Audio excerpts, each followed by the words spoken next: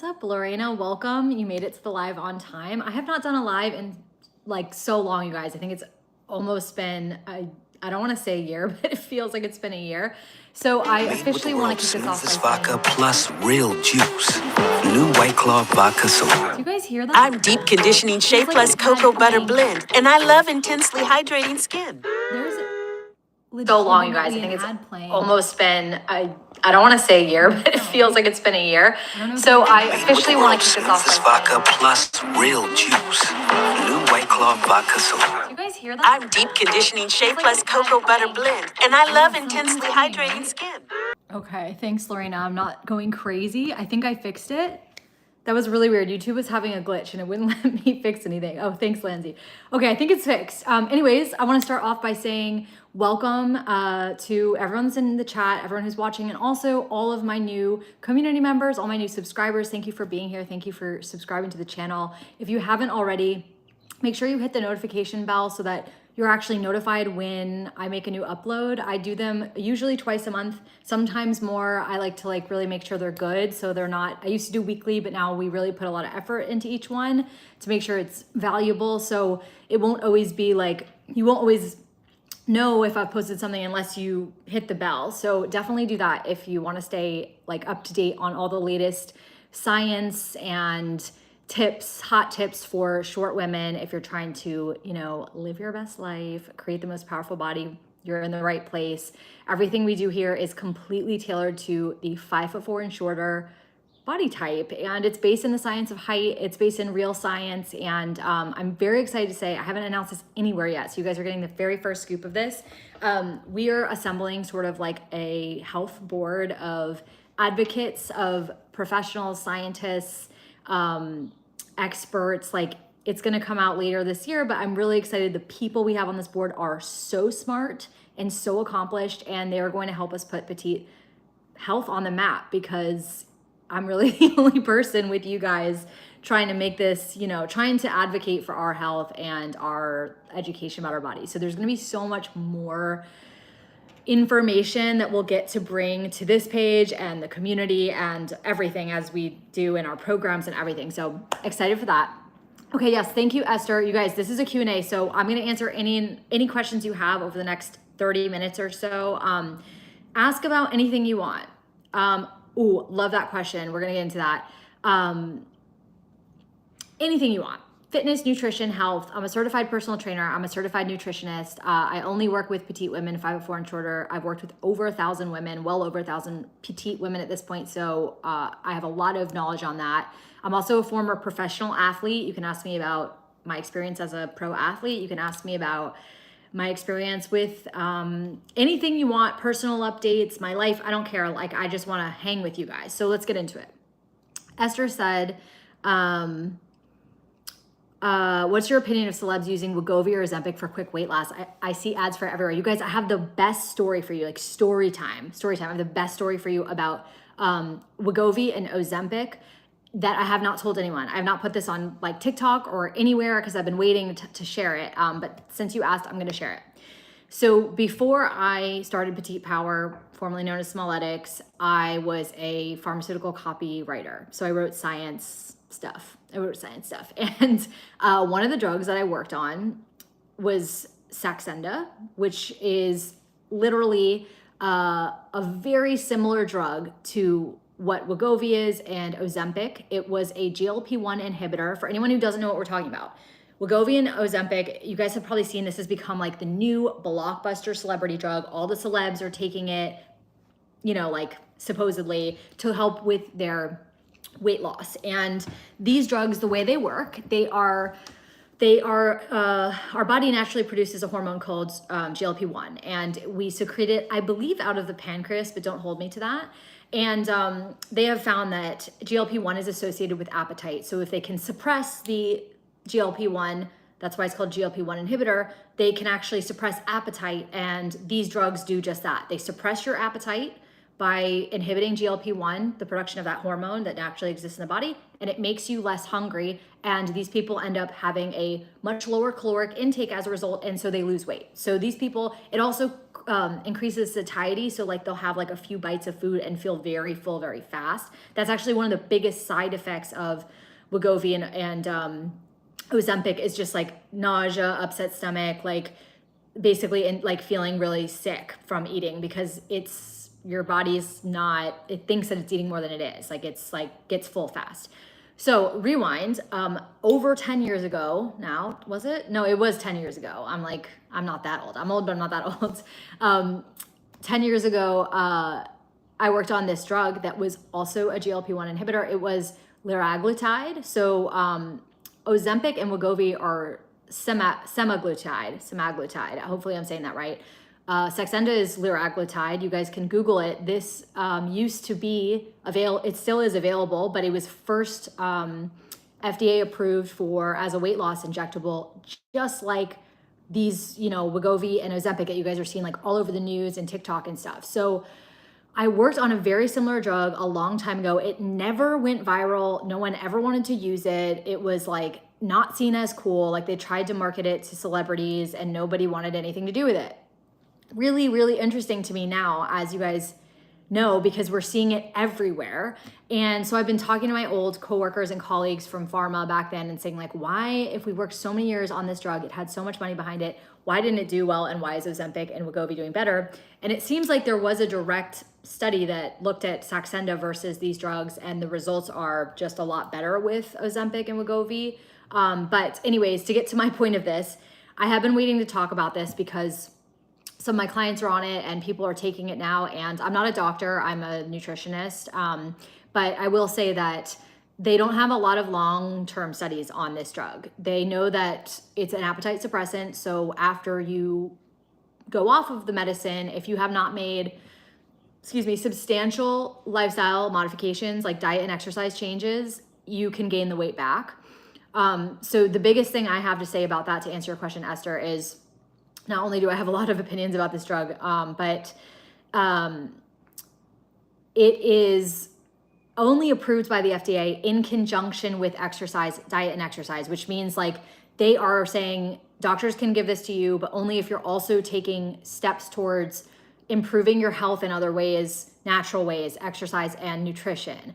So that's like the biggest takeaways. Like I think that there's going to be a lot more long-term research looking at what does long-term appetite suppression look like in the human body. But more importantly, if any of you guys are considering getting this, definitely talk with your doctor. But remember that there's no quick fixes to anything. There's always going to be side effects to every drug, to every diet, to anything that you do.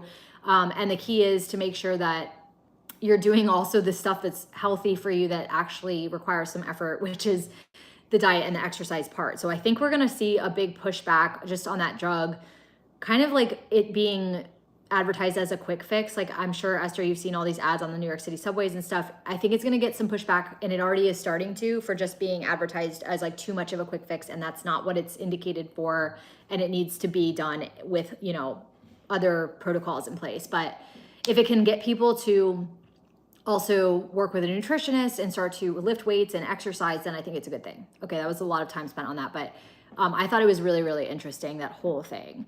Welcome, you guys. I'm reading the chat here. Welcome, let's see, A. Broussard, shout out, new subscriber. I'm so glad you're here today. I'm here, I'm seeing Mon, Lorena still here, Maria, CG, Rose, Catriona. Welcome, you guys. Okay, let's do some other questions.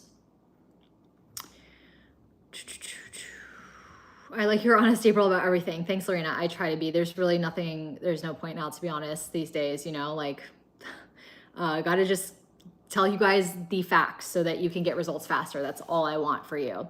Okay, so questions from, we'll say with A. Broussard. She said, new subscriber, my first live chat. I'm very interested in your philosophy. Is your training philosophy for petite women different for petite postmenopausal women? Okay, great question. Essentially, no. yes, there's going to be probably differences in your nutrition. Like when we work with postmenopausal women in Petite Power Premium, which is our 12-week online transformation program for petite women, we have registered dietitians in that program, accountability coaches, like the works.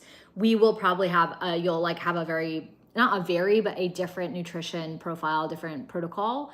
From a fitness standpoint though, very important as you age that you lift weights. It gets more and more important because after the age of about 40 for women, you literally have a much harder time putting on lean body mass. Now, why is this important specifically for petite women? Because we have less lean body mass naturally. We also have smaller organs and other things that make our metabolism slower naturally. That's the key difference about your body as a petite woman. You have a slower metabolism naturally, which just means you're burning fewer calories in a day. We eat less, we're more efficient.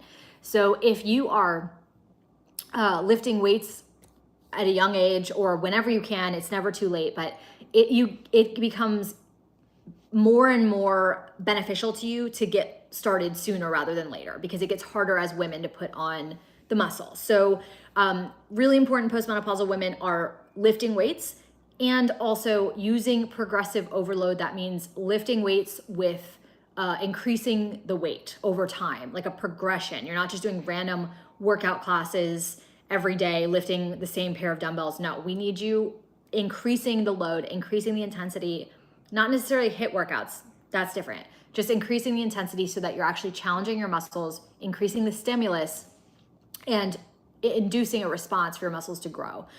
So it's really, really important. We emphasize this a lot with the older you get as a woman, the more dialed in you need to be on the basics. So like someone in their 20s or their 30s can get away with a little bit more leeway. Like you could be like 70-30 in terms of like 70%, eating healthy and 30% eating fun foods.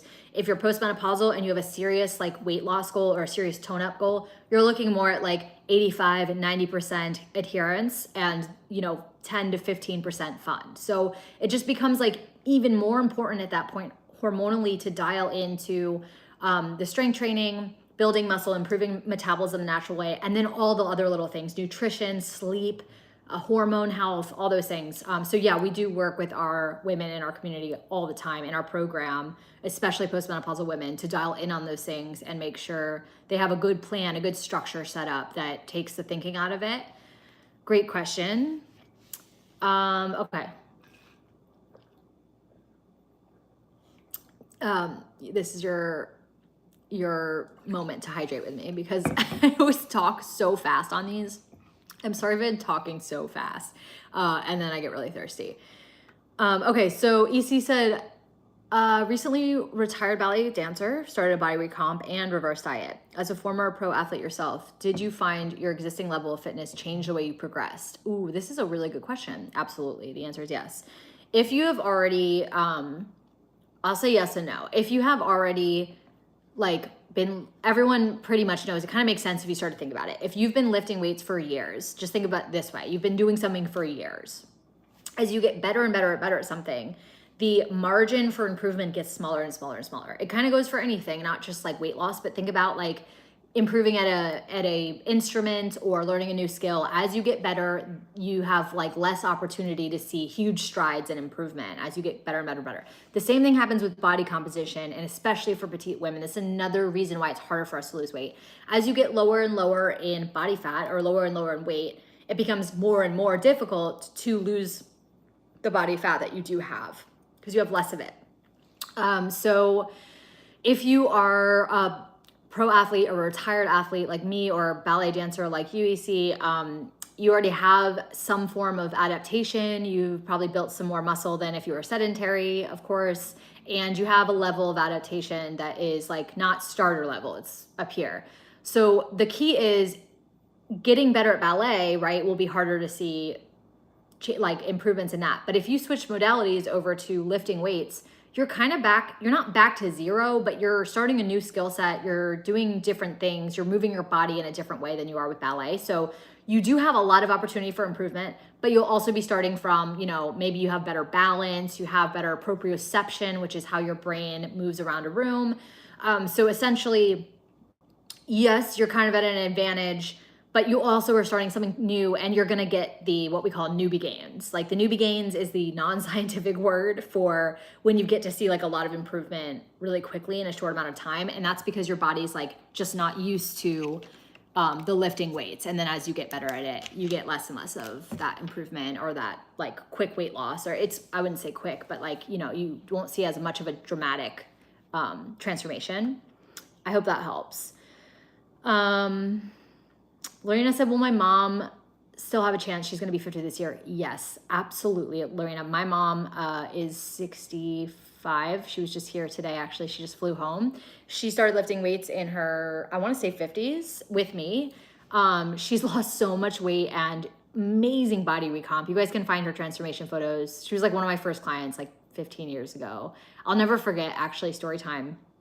If any of you guys, this is like random, but if any of you guys are like wondering what your life purpose is or like what you were meant to do, I think you should think about what you were doing when you were a kid and what you were doing when you were like, before you had a job. Because one of the first things I ever did in my life was I created a workout program for my mom when I was like, I kid you not, like 13. Like I did not have any reason to do this other than I guess it was really what I was meant to be doing, was inspiring and trying to help women lift weights. But I created a workout program for her, which she did not do for a few years. And then when I got really into it, she did. And now anyways, it's been a long time, but she's seen a lot of progression. And the same goes for all of our clients who are over 50. We have women up to, I think our oldest community member is 72. So it doesn't matter what your age is. It's never too late. It's never too late. So your mom still absolutely has a chance. Try to inspire her. Try to make it start simple. Don't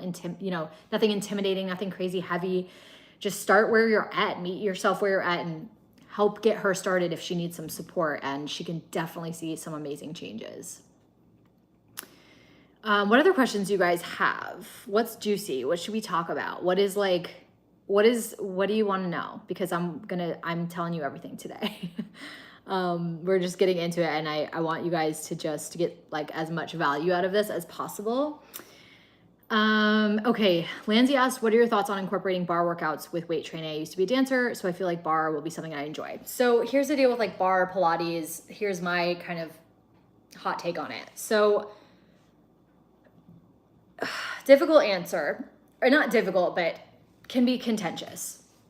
People come to me to get results, and I get them results. And that's because I'm honest about what's going to work and what's not going to work. They also can get frustrated if they're like, well, what about mental health and what about enjoyment?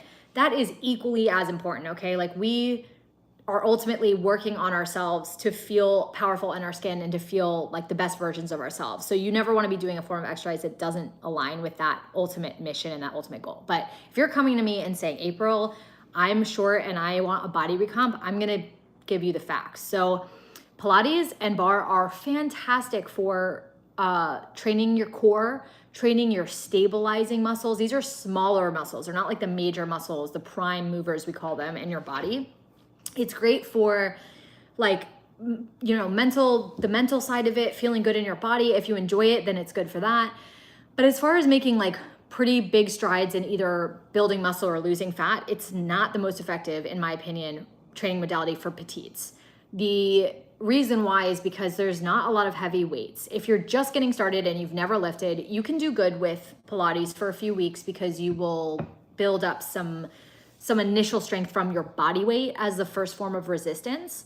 But after like a few weeks, you will have adapted to the weight of your body as resistance, and you will need more stimulus. So this is the first problem I have with those workouts, is just there's no weights involved. And if it is, it's like 3 pounds, which is not enough. It's not enough weights after a certain time. The second problem I have with it is it's training and type of a rep scheme of usually 20 reps or higher. Like you can think of like pulses and like, it's pulsing and holding. So the pulsing and the holding, these high rep, low weight exercises, this is training something that's known as muscular endurance. You can look this up. Muscular endurance is not going to help you build muscle. It's not going to like result in any it's not going to create damage in your muscle tissues, which is what you need to build muscle. Muscle is built by tearing the muscle fibers, and then when we eat protein and we recover, we build those fibers back stronger.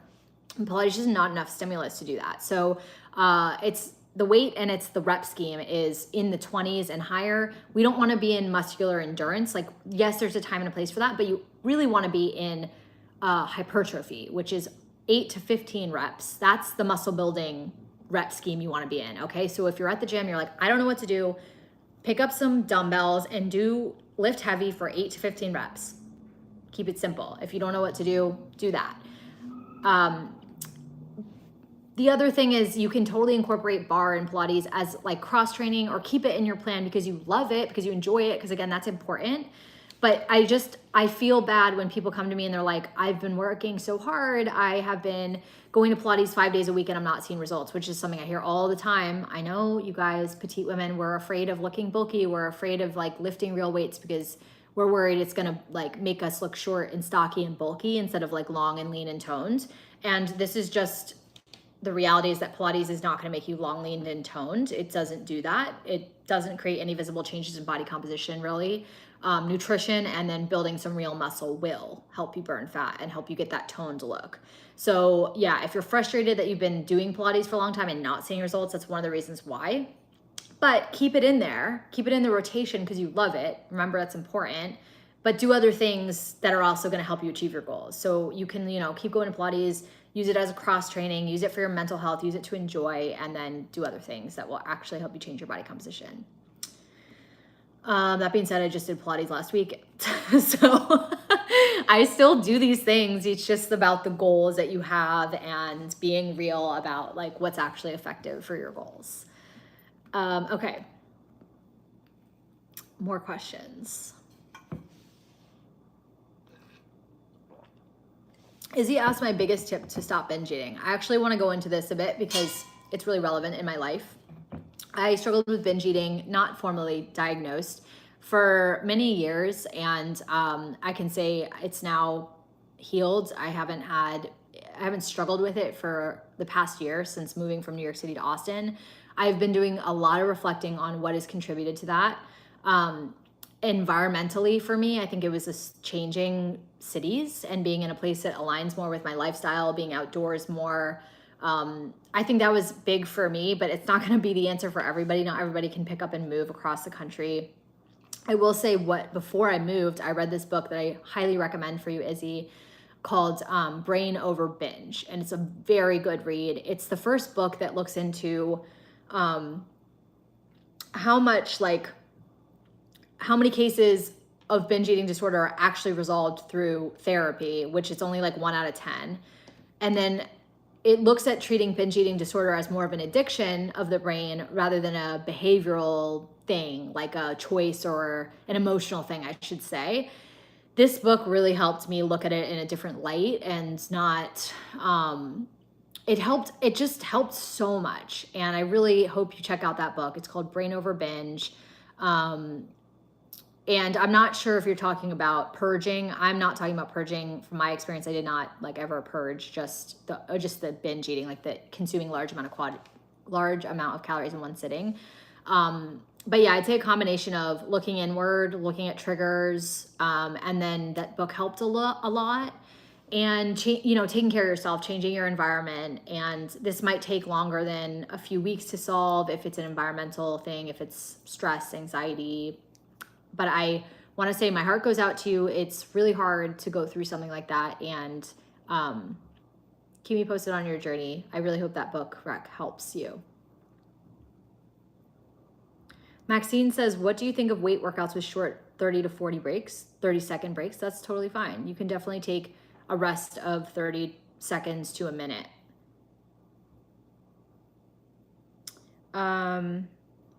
Oh, good question from Mama Sun. Thank you for this. She says, do you recommend body recomposition if you're overweight? When I see videos on body recomp, I don't usually see that people actually need to lose a decent amount of weight, at least 24. Okay, so, sorry, I'm just like rattling off. A lot of people ask this. If you have a lot of weight to lose, should you be doing a body recomp? That's the question. You absolutely can. It's a matter of how the body recomp is done. So we have women that come and work with us who just want to tone up. That's when you lose a little bit of fat, gain some muscle. That's like a true body recomp. Like the scale may not change, but what you see in the mirror changes drastically. There's also body recomps we've done. Like, if you guys have seen my case study with Jenny, she's a really good example. She's interviewed on my channel and you can watch her weight loss journey. She lost like 50 pounds with me. So she had a significant amount of weight to lose. She went from like 180 to 140 or 135 or something, like 130. Go check out that interview after this. She used our same method, and the idea is that she still went through a body recomp because she gained muscle, but she lost way, way, way more fat than a normal body recomp. So she had like a weight loss goal, but it was not purely weight loss, because pure weight loss means you lose muscle too. You do a restrictive calorie diet, you go run your butt off, and you end up with a lot less weight, but your body composition kind of sucks, for lack of better words, right? You look in the mirror, you're still kind of skinny fat, you like feel pudgy, you still have a stomach, like you feel like you've lost weight, you know you've lost weight, but you don't feel sexy or naked, you don't feel better. And that's when you just take a straight up weight loss approach. And the reason why is because when you do not do anything to build muscle or preserve muscle during a weight loss phase, you lose muscle. And then you end up with less fat, also less muscle, and not really like you've lost fat, but you don't have that toned body composition that you want to have at the end of all that work. So yes, I would highly recommend still going the body recomp route, meaning you're lifting weights to build muscle while you're also in a slight caloric deficit or working on your nutrition to lose the fat, maintain the muscle, or build a muscle. So yes, 100%. Let me know if that's helpful. That's a very good question. Laura said, what are your go-to gym wear brands for petite women? Ooh, what did I wear this morning? I guess I wear a mix of stuff. I like Gymshark. I've always liked them. I'm a Women's Best sponsored athlete, so I wear their stuff. I wear Lululemon sometimes. I haven't bought from there in a while though. I like Outdoor Voices a lot. I bought my first set from Crop Shop Boutique, if you guys have heard of them. Australian brand. I really like their stuff. They have cute leggings. Sometimes I like All Access by Bandier, as they say. Hope that helps. Okay, we have a few minutes left. So I want to actually dedicate this time that we have you guys here. First of all, if you are here, hi. And if you just joined, welcome. I'm so glad you're here. I'm so happy that we have more petite women coming and gathering. I want you guys to realize this is a real community of real petite women all over the world. And I want us to start chatting more and sharing more stories and sharing the science, learning the science. So I'm just so glad you're here. And thank you so much for subscribing. I want to just hear from you guys really quick. So we have some really exciting things coming out for the petite community, including some very exciting in-person activations. And I want to hear where are you guys from? What cities are you in right now? Where do you live? Would you be excited if Petite Power came to your city and we had, short girl walks, short girl meetups? Let me know. I'm curious just where you live. And oh, you're in Texas, Charlotte. Cool. And also what you would find meaningful from this community beyond just the content. What would be exciting for you? I would love your feedback. We're making so many exciting changes this year and continuing to grow the community that we've had for the last 5-6 years. So let me know. Wow, a lot of people in Texas. Is that just because I moved to Texas this year? Laura's from Utah. Meetups would be awesome. Maxine's in the UK. That's cool. We have Denver, Baltimore. Lancey's in LA. That's awesome. London, Catriona. Actually, we have a lot of people from London in our programs and in Australia. New Jersey, cool. New Orleans, Vegas. I love that. Lorena said, how can we get a one-on-one chat with you? Is that possible? Yes, actually. I'm really glad you asked. People don't believe this, but literally you can just book a call with me. If you go to petitepower.com, click on the premium button, you can book a call and it will be with me. We also have alumni of our programs take calls, but I take probably 70 to 80% of them. I take them every day. I have 2 after this. So I talk with you guys all the time. It's my favorite part of my job is just actually knowing the names and the faces that make up our community. And I know you guys because I am you and I've been through all of these struggles. So yeah, if you want to chat one-on-one, please book a call, talk about your goals. we can talk. We basically just do an assessment and figure out, like, do a little audit, see what needs to change, and if you'd be a good candidate for Petite PWR Premium, we do discuss that.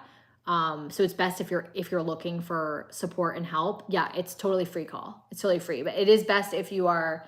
The call is meant for people who are looking to learn more about our programs, but it involves mostly like an assessment of sort of like a metabolism audit of like where you're at, where you want to go. We provide some. I provide tips to help you improve, you know, things to change, stuff like that. It's fun. It's just a chit chat. It's nothing formal or crazy. I don't like that. Oh, Daniel, I love that you're walking and listening right now. That's awesome. Okay, second question for you. Are you guys into podcasts? Just curious. If you're into podcasts, let me know. I feel like I really like long form content. I love YouTube because I can just talk to you guys and be real. And I find it very hard I do the short form content. If you guys follow me on TikTok and Instagram, I do that stuff. You guys see me in there, like I post that stuff, but it's not as genuine for me. I really like deep dives into stuff. I like science. I like looking at studies. I like it. I just like it more. I like the storytelling. Oh my God. I love that you guys listen to podcasts. Armchair Expert. I love that one, Lancy. So even if there's, you know, I'm just curious if like you guys like that too, because I also just want to be able to chat and have real talk, say my opinions on things like ozembic without producing like a 15-second short piece of video that has to be scripted, and you can't fit a lot in that, a lot of value. Cool. Wow. I'm really excited you guys are into that. So I don't know if you guys know, but YouTube just released a podcast feature. So it's got me interested in thinking about that.